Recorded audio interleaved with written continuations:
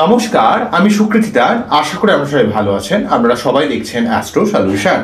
আজকে আমি আলোচনা করবো যে 2025 সালে সার্বিক বৃশ্চিক রাশির বিভিন্ন গ্রহের অবস্থান অনুযায়ী বৃশ্চিক রাশির সার্বিক রাশিফল নিয়ে আলোচনা করব।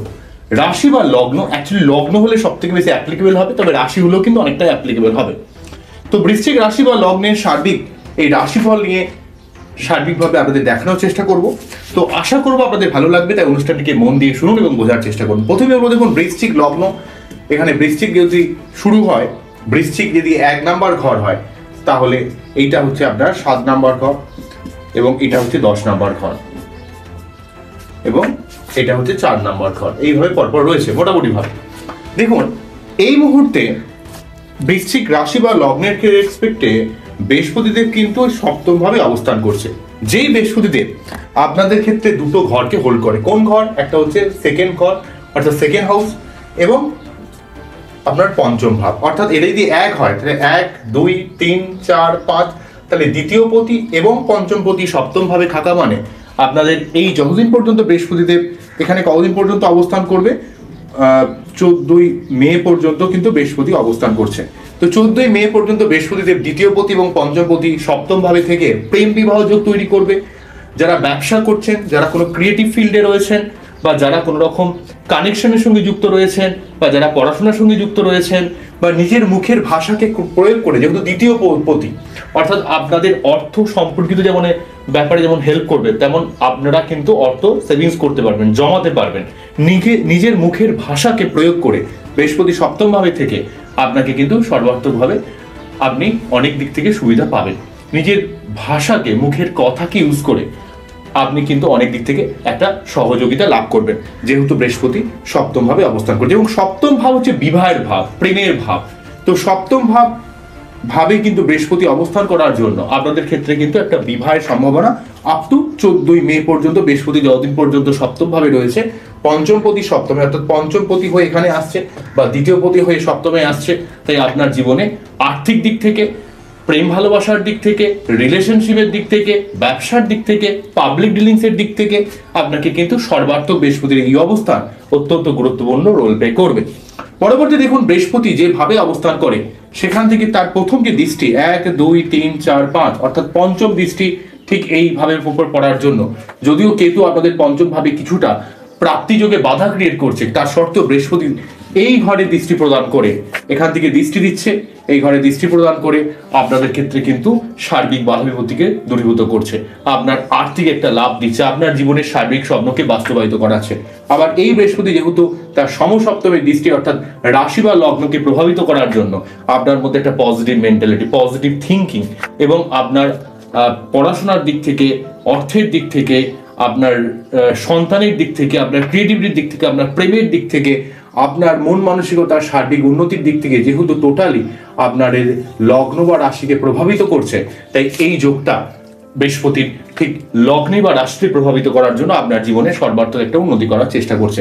বৃহস্পতি কিন্তু এখান থেকে তার ঠিক নবম দৃষ্টি কিন্তু চলে যাবে হচ্ছে এই থার্ড হাউসে। তাই যতদিন পর্যন্ত বৃহস্পতি 14ই মে পর্যন্ত অবস্থান করছে, এই অবস্থান কিন্তু আপনাদের ক্ষেত্রে একটা পরাক্রমতা, লড়াকু মেন্টালিটি কিন্তু অনেকটা বাড়িয়ে দিচ্ছে। অন্যদিক থেকে শনি কিন্তু এখানে 4th হাউসে থাকবে হচ্ছে 29শে মার্চ পর্যন্ত অবস্থান করছে।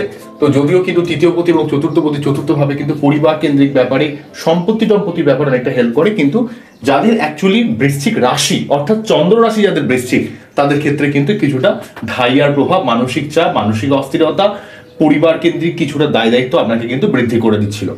ঠিক আছে, এই ব্যাপারটা একটু রয়েছে। এবং শনি যেহেতু তার সমসপ্তম দৃষ্টি ঠিক দশম ভাবকে প্রভাবিত করছিল, ঠিক 29শে মার্চ পর্যন্ত করছে, এখনো পর্যন্ত আপনার কর্মের জায়গায় প্রচুর প্রেশার, প্রচুর দায় দায়িত্ব, পরিবার কেন্দ্রিক প্রচুর দায়িত্ব আপনাকে ফিল করতে হচ্ছে। এবং মায়ের মাঝে মাঝে অত্যন্ত শরীর খারাপ হওয়া, মায়ের অত্যন্ত টেনশন, চিন্তা, অ্যাকচুয়ালি এটা রাশি হলে সব থেকে বেশি অ্যাপ্লিকেবল হবে। এটা আমার ঢাইয়ার প্রভাব, সাড়ে প্রভাব আমাদের চন্দ্র রাশির উপর বেশ করে সব থেকে বেশি প্রভাবিত করে।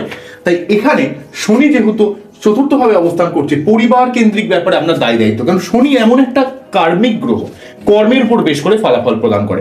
তাই আপনি কতটা কর্ম করছেন, আপনি কতটা চেষ্টা করছেন, কতটা প্রয়াস করছেন, সবকিছুর উপর বেশ করে কিন্তু এখানে শনি আপনার উপর ফল দেবে। তাই শনির এই ফলটা এই এখান থেকে তার প্রথম সমসপ্তমের দৃষ্টিটা ঠিক এখানে দশম ভাবে পড়ার জন্য আপনার কর্মের জায়গায় প্রচুর চেষ্টা পরিশ্রম করা। আবার অন্যদিক থেকে শনি যেহেতু আপনার ষষ্ঠ ভাবকে প্রভাবিত করছিল, তার আপনার মাঝে মাঝে শরীর টরীর খারাপ যাচ্ছিল, রোগ জ্বালা একটা প্রবলেম ক্রিয়েট করছিল এবং আপনার লোনগ্রস্ত হয়ে যাওয়া বা প্রচুরভাবে টাকা পয়সা একটা খরচের ব্যাপার তৈরি করছিল। আবার অন্যদিক থেকে শনি কিন্তু আপনার দশম দৃষ্টির মাধ্যমে আপনার লগ্নকে বা রাশিকে প্রভাবিত করার জন্য আপনার মধ্যে ধৈর্যশীলতা, আপনার মধ্যে অধ্যাবসায়, আপনার মধ্যে কিছু করার মতো মেন্টালিটি, এগুলো কিন্তু বৃদ্ধি করছিল এবং মাঝে মাঝে একটু বিষণ্ণতা ভাব কিন্তু ক্রিয়েট করছিল। অন্যদিক থেকে এখানে এই 18ই মে পর্যন্ত এখানে কিন্তু রাহু অবস্থান করবে পঞ্চম ভাবে। এখানে মোটামুটি ভাবে 2023-এর অক্টোবর থেকে 2025-এর 18ই মে পর্যন্ত রাহু পঞ্চম ভাবে আপনার প্রেম ভালোবাসা, আপনার পড়াশোনা, আপনার ক্রিয়েটিভিটির দিক থেকে কিছুটা হেল্প করলেও আপনার কখনো কখনো বুদ্ধি খুব ফ্যাকচুয়েট করা ছিল, আপনি সঠিক সময় সঠিক সিদ্ধান্ত নিতে পারছিলেন না সন্তান নেওয়ার ক্ষেত্রে, পেট সংক্রান্ত ব্যাপারে, এবং আপনার এখানে 11th হাউসে কেতু অনেক ক্ষেত্রে আপনার বাধাবিপত্তি তৈরি করছিল। সব থেকে বড় কথা, যারা যে সমস্ত স্টুডেন্টরা পড়াশোনার সঙ্গে যুক্ত রয়েছেন, পড়াশোনার যেন মনোসংযোগের একটা অভাব, বিশেষ করে যাদের বৃশ্চিক লগ্ন, তাদের ক্ষেত্রে পঞ্চম ভাবে রাহু কিন্তু কিছুটা মাইন্ডকে ফিকেল করে দেওয়া, অস্থির করে দেওয়া একটা ব্যাপার কিন্তু তৈরি করছিল। তো এইটা ওভারঅল ভাবে আমরা একটা 18ই মেতে রাহুর রাশি পরিবর্তন, 29শে মার্চে শনির রাশি পরিবর্তন এবং 14ই মেতে বৃহস্পতির রাশি পরিবর্তন আমরা দেখতে পাবো। বোঝাতে পারছি কি জায়গাটা বলছি? আচ্ছা, তার আগে বলে দিই, মঙ্গল এই মুহূর্তে এখন এই কর্কট রাশি ঘরে নবম ভাবে অবস্থান করছে। যদিও কিন্তু লগ্নপতি নবম ভাবে থাকা ভাগ্যকে অনেকটা আপগ্রেড করার চেষ্টা করে, কিন্তু কর্কট রাশি কি হয়, কর্কট রাশিতে মঙ্গল কিন্তু নিচস্থ হয়ে যায়, ডেভিলেটেড হয়ে যায়। তো নিচস্থ মঙ্গল কিন্তু লগ্নপতি নবম ভাবে থেকেও ভাগ্যকে উন্নত করার চেষ্টা করলেও কিন্তু সেখানে আপনার মাঝে মাঝে শরীর টরীর খারাপ যাচ্ছে, আপনি ঠিকভাবে না কোনো গুছিয়ে কোনো কাজ করতে পারছেন না, আপনার মধ্যে খুব একটা রিলাক্টেন্ট ভাব, ভালো লাগছে না কোনো কিছুতে। এখানে মঙ্গল কিন্তু নবমভাবে থাকার জন্য শরীরকে একটু কমজোরি করে দিচ্ছে, শরীরের মধ্যে যে ঊর্জাটা সেটা যেন কোথাও যেন কমে যাচ্ছে। তবে এই মঙ্গলকে আমরা এই কর্কট রাশির ঘরে 21শে জানুয়ারি পর্যন্ত দেখতে পাবো। 21শে জানুয়ারির পর থেকে কিন্তু এই পিছিয়ে আস্তে আস্তে আস্তে এখানে গিয়ে মিথুনে প্রবেশ করে যাবে, অর্থাৎ 21শে জানুয়ারি মিথুনে প্রবেশ করবে, পিছিয়ে এসে মঙ্গলটা পিছিয়ে এসে কিন্তু মিথুনের ঘরে, অর্থাৎ অষ্টম ভাবে, এটা যদি আপনার লগ্ন হয়, এটা যদি সপ্তম হয়, এটা অষ্টম ঘরে মঙ্গল কিন্তু প্রবেশ করে যাবে। যদিও নিচস্থ ভাবের প্রভাবটা সরে যাবে 21শে জানুয়ারি থেকে, এখানে অবস্থান করবে হচ্ছে 21শে জানুয়ারি থেকে 3rd এপ্রিল পর্যন্ত কিন্তু এখানে অবস্থান করবে। ঠিক আছে, 3rd এপ্রিল পর্যন্ত এখানে অবস্থান করবে এই অষ্টম ভাবে মঙ্গল কিন্তু কিছুটা আপনাকে পেটের প্রবলেম ক্রিয়েট করতে পারে, আইনি কোনো সমস্যা ক্রিয়েট করতে পারে, ভূমি সংক্রান্ত ব্যাপারে বা শরীর সংক্রান্ত ব্যাপারে আপনাকে সাবধান হতে হবে। কোনো রকম হঠকারী সিদ্ধান্ত নিলে কিন্তু হবে না এই 21শে জানুয়ারি থেকে 3rd এপ্রিল পর্যন্ত। আবার কিন্তু এখানে 3rd এপ্রিল কিন্তু এখান থেকে ক্রস করে যাবে, মানে এই ক্রস পয়েন্টটা বলছি আপনাকে 3rd এপ্রিল, তারপর আবার কিন্তু কর্কটের ঘরে অবস্থান করবে 3rd এপ্রিল থেকে 7ই জুন পর্যন্ত। আবার কিন্তু আমরা দেখতে পাবো 3rd এপ্রিল থেকে 7ই জুন পর্যন্ত এখানে কিন্তু আমরা কর্কটের ঘরে কিন্তু থাকবে। তাহলে এখানে 21শে জানুয়ারি পর্যন্ত কর্কটের ঘরে মঙ্গল থাকলো, ঠিক আছে। তারপর কিন্তু 21শে জানুয়ারি থেকে 3rd এপ্রিল পর্যন্ত কিন্তু মিথুনের ঘরে অষ্টম ভাবে থাকবে। তারপর কিন্তু আবার এখানে 3rd এপ্রিল থেকে 7ই জুন পর্যন্ত এখানে কর্কটের ঘরে অবস্থান করে তারপরে সিংহর ঘরে চলে যাবে। তাই মোটামুটি ভাবে এই বছর শুরু হওয়ার মাস 3-4 কিন্তু মঙ্গল মোটামুটি একটি নেগেটিভ থাকছে, নয় নিচস্থ প্রভাব অথবা অষ্টম ভাবের প্রভাব, যেটা বৃশ্চিককে কিছুটা আনস্টেবিলিটি তৈরি করছে। যদিও কিন্তু বৃশ্চিকের ক্ষেত্রে বৃহস্পতির এই অবস্থান, ঠিক আছে, সপ্তম ভাবের অবস্থানটা অত্যন্ত গুরুত্বপূর্ণ। সপ্তম ভাবের বৃহস্পতি একটা কেন্দ্র স্থানে বৃহস্পতির মতো এমন একটা গ্রহ অবস্থান কিন্তু অত্যন্ত ভাবে একটা লাভদায়ক বলে আমি মনে করি, ঠিক আছে। এটা একটা গুরুত্বপূর্ণ রোল প্লে কিন্তু করবে যতদিন পর্যন্ত বৃহস্পতি সপ্তম ভাবে বৃহস্পতিদেবকে পাচ্ছেন বা শনিকে 4th হাউসে পাচ্ছেন। যদিও চাপ বাড়াচ্ছে, কিন্তু আপনার জীবনে একটা সর্বাত্মক অনেক কিছু থেকে একটা উন্নতি করার বাতাবরণ কিন্তু তৈরি করছে। নেক্সট ফেজে আমরা চলে যাব, তবে সেই ফেজটা যাওয়ার আগে আমাকে একটা কথা বলে যেতে হবে। এই মুহূর্তে মকরের ঘরে সূর্যদেব অবস্থান করছে, ঠিক এই মুহূর্তে। আচ্ছা, সূর্যদেব এই মুহূর্তে মকরের ঘরে অবস্থান করছে।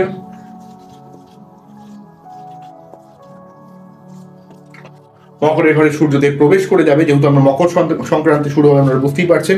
14ই জানুয়ারি থেকে কিন্তু 12ই ফেব্রুয়ারি পর্যন্ত এখানে সূর্যদেব অবস্থান করবে। 14ই জানুয়ারি থেকে 12ই ফেব্রুয়ারি পর্যন্ত এখানে অবস্থান করবে। ঠিক 12ই ফেব্রুয়ারির পর কিন্তু আবার যখন এখানে কুম্ভ রাশির ঘরে অবস্থান করবে সূর্যদেব, তখনই কিন্তু শনি রবি যোগটা শুরু হবে। অর্থাৎ 12ই ফেব্রুয়ারি থেকে যখনই কিন্তু 12ই ফেব্রুয়ারি থেকে 14ই মার্চ পর্যন্ত যে সময়টা, 14ই মার্চ পর্যন্ত এই সময়কালে কিন্তু অলরেডি শনি রবি একটা যোগ তৈরি হবে। তখন কিন্তু আপনারা সব দশমপতির সঙ্গে এখানে চতুর্থপতির একটা কানেকশন তৈরি হলো। শনি রবি যোগ কিন্তু আপনার বাবার শরীর স্বাস্থ্যের ব্যাপারে বা কর্মের চাপের ব্যাপারে একটু সাবধান হতে হবে। এটা সবার ক্ষেত্রেই, কারণ শনি রবি যোগ যাদের বিশেষ করে রয়েছে।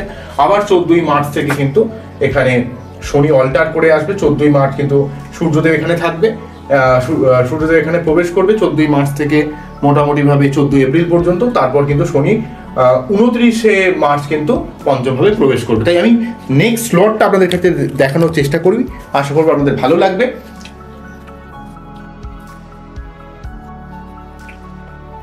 নেক্সট স্লটে আমরা চলে আসি। প্রথমেই বলি হচ্ছে শনির জায়গায় রাহু এবং রাহুর জায়গায় শনি চলে এসছে। দেখুন, শনি ছিল এখানে, এখান থেকে এখানে চলে এসছে। রাহু ছিল এখানে, এখান থেকে এখানে চলে এসছে। রাহু পিছিয়ে যায়, শনি এগিয়ে যায়। তো শনি কিন্তু তার এই ঘর থেকে এই ঘরে এসছে, রাহু কিন্তু এই ঘর থেকে এই ঘরে পিছিয়ে গেছে। তো অবস্থানটা মোটামুটি বুঝতে পারছেন। শনি রয়েছে পঞ্চম ভাবে, এটা পঞ্চম ভাব। রাহু রয়েছে চতুর্থ ভাবে, এটা হচ্ছে চতুর্থ ভাব। কেতু রয়েছে দশম ভাবে এবং অষ্টম ভাবে রয়েছে বৃহস্পতি। এবারে এই নিয়ে আমাদের আলোচনা করতে হবে। আলোচনা মন দিয়ে শুনুন, বোঝার চেষ্টা করুন এবং কেমন লাগছে সেটা কিন্তু অবশ্যই কমেন্ট সেকশনে জানাবেন। এবং কতটা মিলছে আপনাদের, যারা এই ভিডিওটাকে অবশ্যই আপনারা সেভ করে রাখবেন। দরকার হলে এই ভিডিওটা লিঙ্কটাকে অন্য কোনো জায়গায় শেয়ার করে রাখুন। কতটা মিলছে সেটা কিন্তু আমাকে অবশ্যই জানাবেন, কেননা আমি ভুলভাল করে ভিডিও কিন্তু করি না। আপনারা জানেন, যখন আমি কোনো ভিডিও করি, যখন কোনো ব্যাপারে আমি এখন হাত দিই, সেই জিনিস বিশেষ করে বৃশ্চিকের ব্যাপারে, কারণ বৃশ্চিকের প্রতি আমার একটা বিশেষ লেভেলে ভালোবাসা আছে। তো যাই হোক, তো মেন প্রসঙ্গে চলে আসি। প্রথমে 4th হাউসে রাহু। Be careful. কোন ব্যাপারে? রাহু কিসের গ্রহ? ইলিউশনের কারক গ্রহ, মানুষের মতিভ্রম তৈরি করা। 4th হাউস মানে কি? পরিবার। 4th হাউস মানে কি? ঘর। 4th হাউস মানে কি? মা। 4th হাউস মানে সম্পত্তি। অর্থাৎ আপনাকে যত আপনি জন্মস্থান থেকে দূরে থাকবেন, তত কিন্তু আপনি ভালো থাকবেন। আপনার যত জন্মস্থানের কাছাকাছি থাকবেন, তত কিন্তু আপনার জীবনে সমস্যা বাড়বে। 4th হাউসে রাহু। 4th হাউসে রাহু পরিবার কেন্দ্রিক ব্যাপারে যখনই এখানে আমরা বলবো হচ্ছে 18ই মে থেকে যখনই রাহু অবস্থান করবে আপ টু 1.5 বছর পর্যন্ত, এই বছর পর্যন্ত কিন্তু আপনাকে পরিবার কেন্দ্রিক ব্যাপারে সাবধানতা অবলম্বন করতে হবে। মায়ের শরীর স্বাস্থ্যের ব্যাপারে আপনাকে সাবধান হতে হবে, মায়ের ব্যাপারে কেয়ারফুল হতে হবে, নিজের মানসিক শান্তিকে একটু বজায় রাখতে হবে। দেখবেন বাড়িতে যখন আপনি ঢুকবেন, যখন বাইরে রয়েছেন কোনো প্রবলেম নাই, যখন বাড়িতে ঢুকবেন, বাড়িতে এন্ট্রি নেওয়ার সঙ্গে সঙ্গে আপনার মধ্যে একটা চূড়ান্ত লেভেলে একটা অস্থিরতা, ডিস্যাটিসফ্যাকশন ক্রিয়েট করবে। কেননা রাহু কিন্তু 4th হাউসে রাহু কিন্তু প্রবেশ করে যাবে। এই ব্যাপারে আপনাকে একটু সাবধান হতে হবে, পরিবার কেন্দ্রিক ব্যাপারে। তাই 4th হাউসে রাহু যখনই 18ই মে থেকে আপ টু 1.5 বছর পর্যন্ত আপনাকে সাবধান হতে হবে। তবে এই সাবধানতাটা মোটামুটি 2025-এর মার্চের পর থেকে অবলম্বন করতে হবে, কারণ রাহু এতটাই পাওয়ারফুল গ্রহ, মোটামুটি 2 মাস আগে থেকে কিন্তু ফল দেওয়া শুরু করে। আমি যে 1.5 বছরটা বলছি, তার থেকে 2 মাস আগেই মোটামুটি ফল দেওয়াটা, অনেকটা নেগেটিভ ফলটা বন্ধ হয়ে যাবে। তবে মোটামুটি ভাবে কিন্তু পিক লেভেলে উঠবে কিন্তু আপনাকে পরিবার কেন্দ্রিক ব্যাপারে। আপনাকে মের পর থেকে, মার্চ থেকে কিন্তু কিছুটা আপনি ফিল করতে পারবেন পরিবার কেন্দ্রিক ঝামেলা, ডিস্টারবেন্স। এবং দশম ভাবে কেতু আপনাকে কর্মের জায়গায় ডিস্যাটিসফ্যাকশন তৈরি করবে। আমরা জানেন এই দশম ভাব হচ্ছে একটা কেরিয়ারের ভাব। যাদের বৃশ্চিক লগ্ন, তাদের ক্ষেত্রে কেরিয়ার লাইফে, কর্মের জায়গায় একটা ডিস্যাটিসফ্যাকশন তৈরি করবে, পরিবার কেন্দ্রিক অস্থিরতা তৈরি করবে। তাই এই জায়গাটা, তাই বলবেন দাদা আপনি কি নেগেটিভই বলবেন, কিন্তু দেখুন অ্যাকচুয়ালি এই জায়গাটাকে ভাঙতে গেলে কিভাবে ভাঙা যাবে। আপনারা যাদের মনে হচ্ছে যে পরিবার কেন্দ্রিক ডিস্টারবেন্স আসছে, মায়ের শরীর স্বাস্থ্য খারাপ হচ্ছে, তো তখন আপনাকে অবশ্যই মাকে আগে দেখতে হবে। তবে তার সঙ্গে সঙ্গে বলবো, আপনারা বাড়িতে, যেহেতু বাড়িতে সমস্যাটা ক্রিয়েট করছে, তো বাড়িতে আপনাকে মিনিমাম 3টে পূর্ণিমা সত্যনারায়ণ পুজো দেওয়া, যজ্ঞ দেওয়া, এই জিনিসগুলো কিন্তু করতে হবে। এটা করলে অনেকটা লাভ পাবেন। তো এবং যদি মনে হয় পরিবার কেন্দ্রিক সমস্যা হচ্ছে, রাহুর যে মন্ত্রপাঠ, ঠিক এইভাবে আপনারা একটু শান্তভাবে বসে যেমন করে মেডিটেশন করে, তেমন ওম ভ্রাম ভ্রেম ভ্রম সহা রাহবে নমঃ, ওম ভ্রাম ভ্রেম ভ্রম সহা রাহবে নমঃ মন্ত্র পাঠ করতে পারেন। আবার কেতুর জন্য কিন্তু আপনাকে কেতুর মন্ত্র পাঠ করতে পারেন যদি আপনার কর্ম রিলেটেড কোনো প্রবলেম হয়। তবে দেখুন ভালো করে, এই ঘরটা কার ঘর? কুম্ভর ঘর। কার ঘর? শনির ঘর।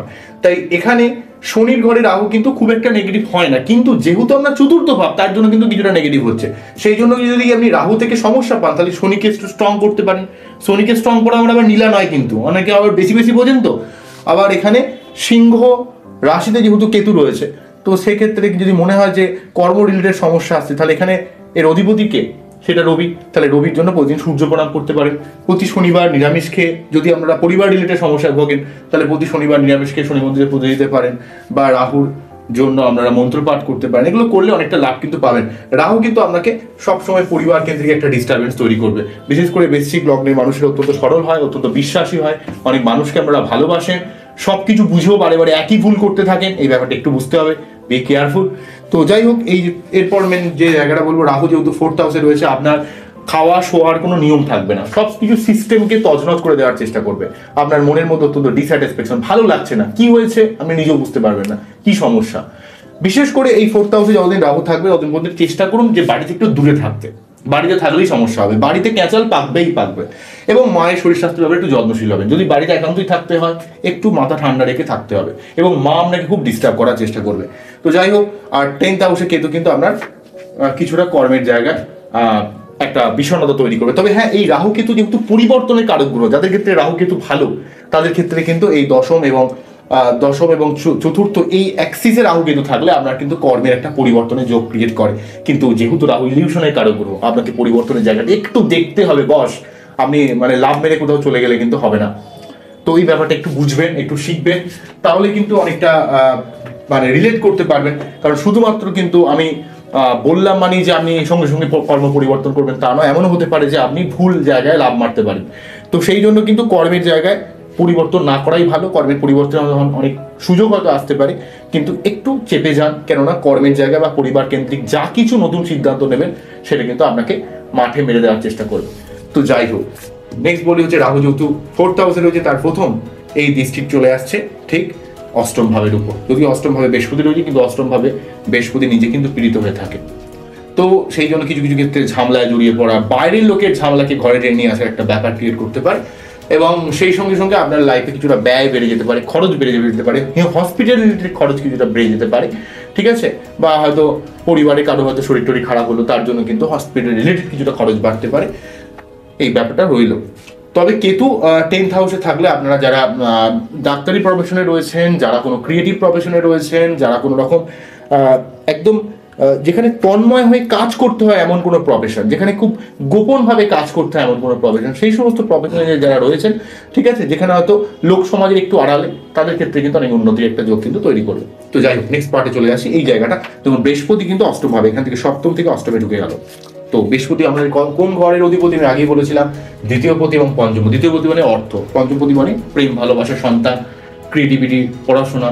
তাহলে বৃহস্পতির মতো একটা গ্রহ যে আপনার বৃশ্চিককে সব থেকে বেশি হেল্প করে, বৃশ্চিকের ক্ষেত্রে ম্যাক্সিমাম আমি অনেক বাচ্চার অ্যানালাইসিস করেছি বৃশ্চিকে, তো বৃহস্পতি একটা ভালো অবস্থান বৃশ্চিক কিন্তু পায়। কারণ বৃশ্চিক অনেক ধার্মিক হয়, বৃশ্চিকের মধ্যে একটা আলাদা লেভেলের ধার্মিকতা আমি দেখতে পেয়েছি।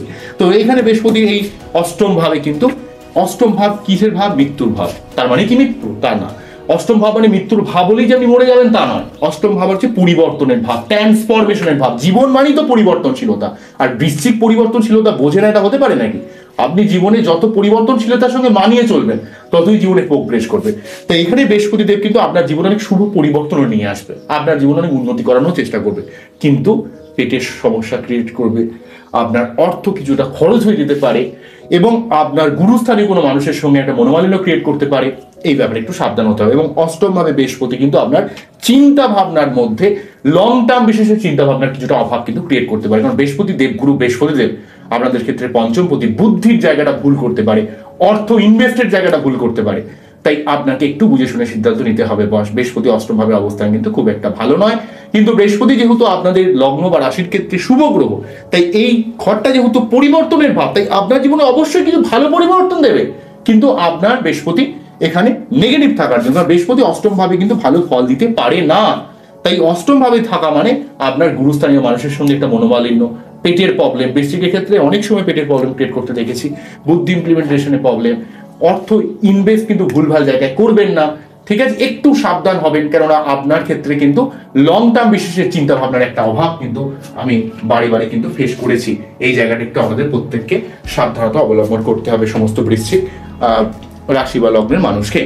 তো নেক্সট যে ব্যাপারটা বলবো সেটা হলো বৃহস্পতির এই যে অষ্টম ভাবের অবস্থান, অষ্টম ভাবে বৃহস্পতি জীবনের শুভ পরিবর্তনও যেমন দেবে, আপনাকে পেট সংক্রান্ত ব্যাপারে, গুরুজনদের সঙ্গে সম্পর্কের ব্যাপারে এবং আপনার নিজের রোমান্টিকতার ব্যাপারে, সন্তানের ব্যাপারে, পড়াশোনার ব্যাপারে একটু ধৈর্যশীলতাও কিন্তু রাখতে হবে। আপনার বুদ্ধি কিন্তু খুব ফ্যাকচুয়েশনের মধ্যে আনতে পারে। তাই যাই হোক, বৃহস্পতি মিথুন রাশি ঘরে অবস্থান করবে। একটু দেখে নিই, মিথুন রাশি ঘরে বৃহস্পতি থাকবে হচ্ছে 14ই মে 2025 থেকে 18ই অক্টোবর পর্যন্ত মোটামুটিভাবে মিথুন রাশি ঘরে অবস্থান করবে। তারপর 18ই অক্টোবরের পর কিন্তু ঠিক কর্কটে উচ্চস্থ হয়ে যাবে। আমরা দেখব কর্কটে উচ্চস্থ হয়ে যাবে 18ই অক্টোবর। তারপর 18ই অক্টোবর থেকে 5ই ডিসেম্বর পর্যন্ত কর্কট রাশির ঘরে অবস্থান করবে। তারপর কিন্তু আবার কিন্তু এখানে বক্রি হয়ে গিয়ে বৃহস্পতিদেব কিন্তু মিথুনের ঘরে 5 ডিসেম্বর ফিরে আসবে। সেটা নিয়ে পরের কথা। তবে মোটামুটিভাবে বৃহস্পতি অনেকদিন নিয়ে আমরা বৃহস্পতিদেবকে পাচ্ছেন। 29 মার্চ বলছি, 14ই মে থেকে 18ই অক্টোবর পর্যন্ত মোটামুটিভাবে মিথুনের ঘরে আপনারা পাচ্ছেন। তো এই জায়গাটা আমরা একটু কাজে লাগাবেন।